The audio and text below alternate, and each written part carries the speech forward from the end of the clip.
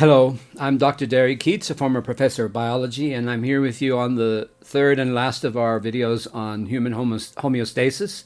And today we're going to be looking at oxygen and carbon dioxide, gaseous exchange, and the regulation of carbon dioxide and oxygen levels in the blood, but especially carbon dioxide.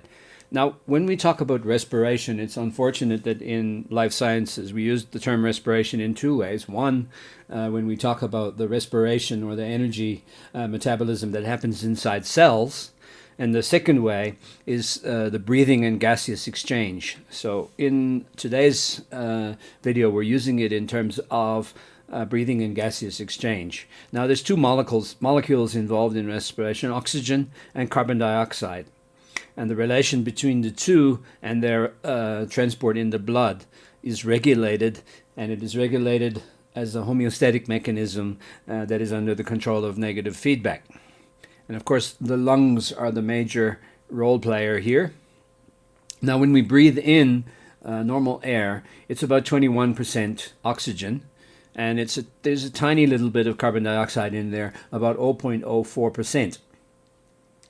When we breathe out a gas mixture that contains about 15% oxygen and just over 4% carbon dioxide. Now, we often think that when we breathe in oxygen, we breathe out carbon dioxide. This is simply not true. We breathe in air that is 21% oxygen and has a tiny little bit of carbon dioxide, and we breathe out a gas mixture that is about 15% oxygen and about 4% carbon dioxide.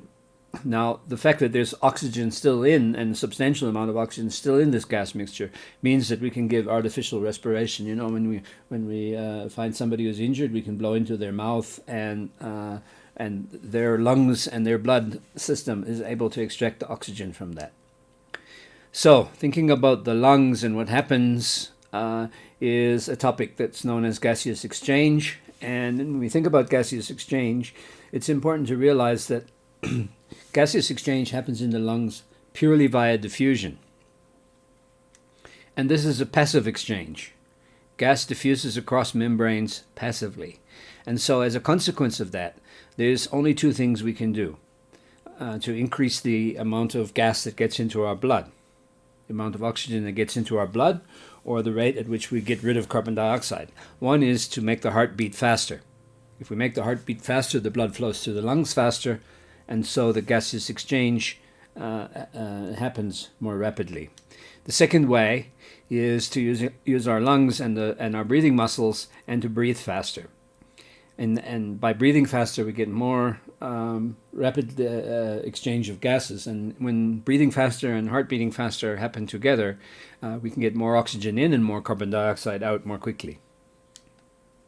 So we think about these two molecules, oxygen and carbon dioxide. And oxygen is the important one for us in terms of getting oxygen in because we need it in order to survive. We don't survive for more than a few seconds without oxygen at all. But we might think that oxygen is the thing that actually is regulated in the blood and that makes us, that controls our breathing rate and our heart rate and all of those things. But in fact, this is not true. It is in fact carbon dioxide that is the gas that when dissolved in the blood controls all of those aspects of our homeostatic mechanism with respect to our gaseous exchange. So let's look at this homeostatic mechanism now, because that's what this is all about. It's not about the physiology of respiration, but it's really just purely about homeostasis. Now, if we imagine normal carbon dioxide levels in the blood, then we do some physical activity. And as we do that physical activity, cellular respiration increases. And as a consequence of that, we produce more carbon dioxide. Because remember, carbon dioxide is a byproduct of cellular respiration. Now, the detector, the equivalent of the thermostat in our air conditioner, is the medulla oblongata. Now, the medulla oblongata is stimulated, and this is the detector, and it sends impulses out to the heart, saying, hey, heart, beat faster, man. So the heart rate increases, and blood with carbon dioxide is brought more rapidly to the lungs. This by itself is not enough. The impulses are also sent to the breathing musculature, saying, hey, breathe faster. And so our breathing rate increases. You know how we pant when we do exercise. Yeah, that's it. That's the breathing rate increasing. And so the carbon dioxide that is brought more rapidly to the lungs is also exhaled more rapidly. And so the carbon dioxide level of the blood drops, and we are back to the normal carbon dioxide levels. And so you can see this is a standard negative feedback homeostatic mechanism. Now, before we finish on the topic of homeostasis, I want to talk about the concept of dynamic equilibrium, because homeostasis is in fact a dynamic equilibrium. We think of the word homeostasis as meaning staying the same, but it doesn't mean that the things that are regulated stay exactly the same. In fact, what happens is that conditions are not identical at all times, but they fluctuate within an acceptable range. And so if you look at blood glucose on the left here and body temperature on the right, you can see that the glucose levels are fluctuating up and down a small amount, and temperature is fluctuating up and down a small amount.